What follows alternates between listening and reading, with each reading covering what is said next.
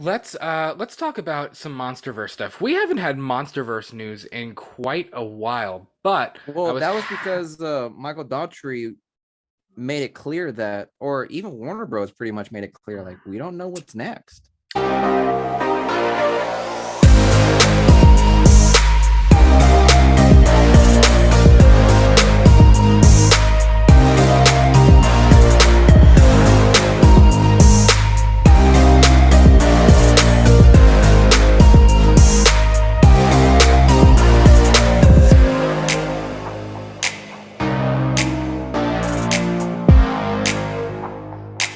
Like, yeah. honestly, Godzilla versus Well, Kong was the end game for us. yeah, and if you remember, I mean, we talked briefly. There was a rumor that Adam Wingard wanted to do a Son of Kong prequel to the Monsterverse, where I believe this iteration of Kong is not King Kong, and I don't know. I think that idea was stupid. We have a whole video about that Yeah, on our YouTube channel talking about how that's just not smart. we do not sponsor that. No, we do not. And me as a King Kong guy, I do not sponsor that. Yeah. So Godzilla vs. Kong writer teases future MonsterVerse movies. This is talking about Max Bornstein, or Borenstein, excuse me. He was one of the writers on Godzilla vs. Kong. Godzilla vs. Kong writer Max Borenstein teases the development of future installments in Legendary's Monsterverse franchise. The series first launched in 2014 with the American reboot of Godzilla, which received generally positive reviews from critics and grossed over $529 million against a $160 million budget. Yada yada yada. We all know what came before that. We know what came before Godzilla vs. Kong. The latest installment in the Monsterverse franchise acted as a culmination, just like you said, of the first three films as the titular kaiju first began fighting each other, only to later team up and face off against a bigger threat. With their interconnected stories seemingly coming to a conclusion in Godzilla vs. Kong, the future of the series has been largely unknown, save for teases that director Adam Wingard is in negotiations to helm a new film and Son of Kong, reportedly in development, which we just talked about that. While no new word has been given as of yet, one person closely involved in the franchise had offered some hopeful insight into its future. Godzilla vs. Kong did kind of feel like their end game. Well, not necessarily, because I remember Adam Wingard pretty much he said it perfectly, and I agree with him. He said, "My goal in this movie wasn't to plant any seeds of any future development. My Yeah, it was point just in to this have movie was the to two of have a them go at it. story. Yeah, have a story of these two going at it, and that Yeah. was it.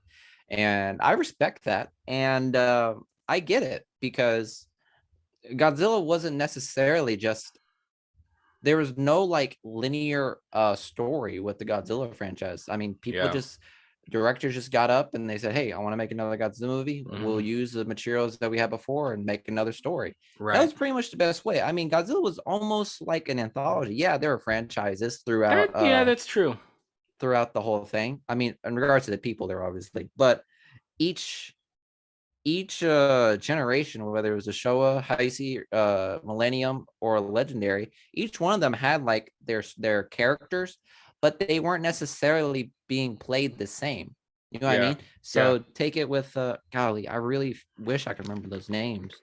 But there was one that was, I think he was the general in the Heisei series, but then in the Millennia period, he became the Secretary of Defense, and he was the reason why he was the one that started the Kiryu project and Godzilla against Mechagodzilla. So like they're saying there's similar characters that's played in previous Godzilla movies. They Yeah. come back because they love the franchise, Right. but the story is never linear. It always picked up right. It always picked up with a new story, and then they just let that story ride. And I think Yeah. that was what made it so interesting because it just made that world seem so much bigger. Like you never knew what was going to happen next. Every single movie you saw, you didn't know whether Godzilla was going to be a good guy, he was going to be an Earth defender, or a terrorizer. You never knew Yeah.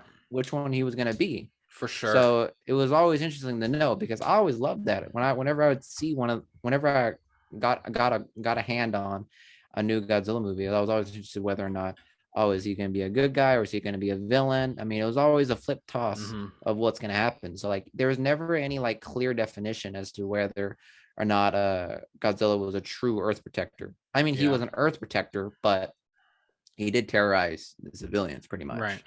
So, and I Well, think that's where Legendary kind of like fed into that lore, because in obviously right. you seeing Godzilla versus King Kong, he terrorizes the town. He fucks it up. He really Hmm. does. He does his work on it, Yeah. but then he also protects it because Right. he doesn't like people. He protects the earth. He said, "It's mine. I can do It's whatever I mine. want to it."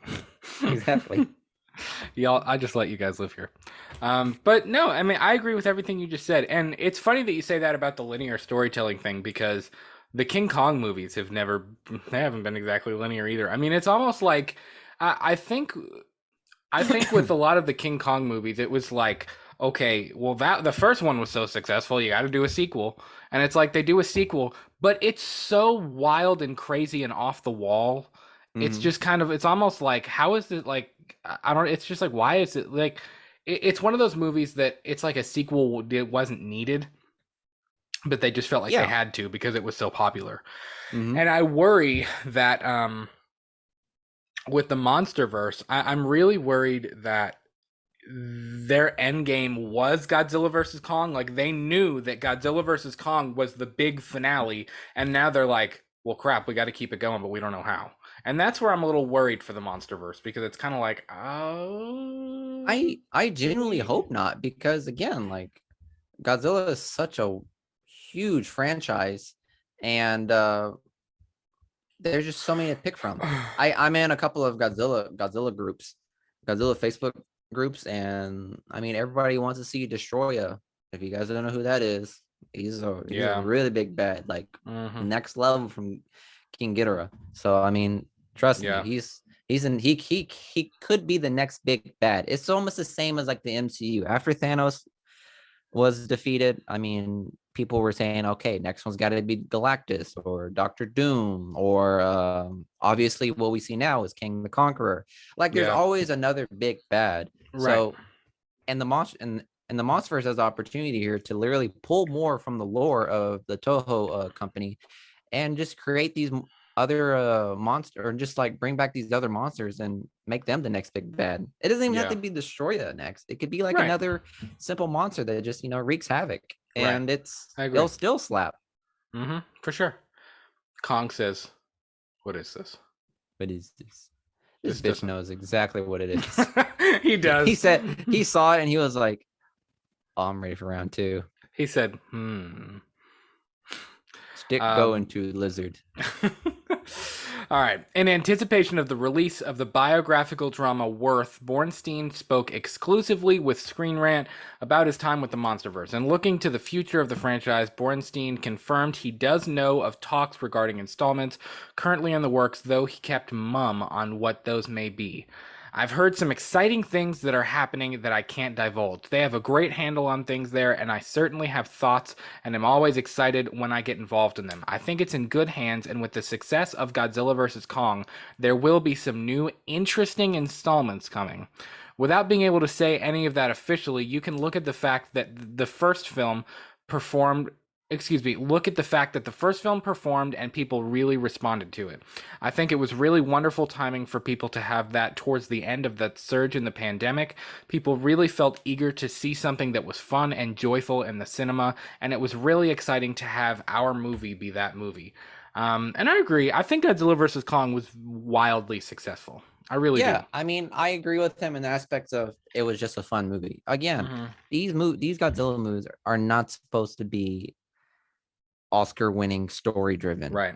They're not supposed to. Well, They're and just supposed to be some interesting dialogue and then some shit and a shit ton of fight scenes. yeah, and I mean, if you go back to our episode where we talked Godzilla versus Kong, like our review and discussion and all that stuff, I was kind of disappointed at first that it wasn't more serious. Like King of the Monsters felt so apocalyptic and so Hmm. serious, and it was just like, holy crap, there are really like stakes here.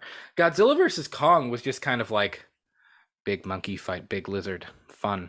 like Pretty like it much. was just kind of like, let's just have a good time and let's just see the two of them destroy each other, you know? Pretty much, yeah. And And that's how most of these movies are. I yeah. mean, and let me see. If I'm correct, I it don't think there's was anything else here. Yeah. I think it was Destroy All Monsters in the Showa period. It was Destroy All Monsters. And then after that, it was like Godzilla versus Megalodon. And that one was a pretty fucking goofy movie. So I mean, it makes sense. I mean, this franchise literally can go from the most emotionally driven movie you could think of in this franchise to the most goofiest thing you could ever see. Yeah. Like, take a Absolutely. look. I remember in the show in the Heisey period, there in the movie Godzilla versus Biollante was probably one of the more emotional movies. No, I'm sorry, fuck that. It was Godzilla versus Destroyer, which again could be the next big bad. That was probably the most emotional movie in the Heisey period.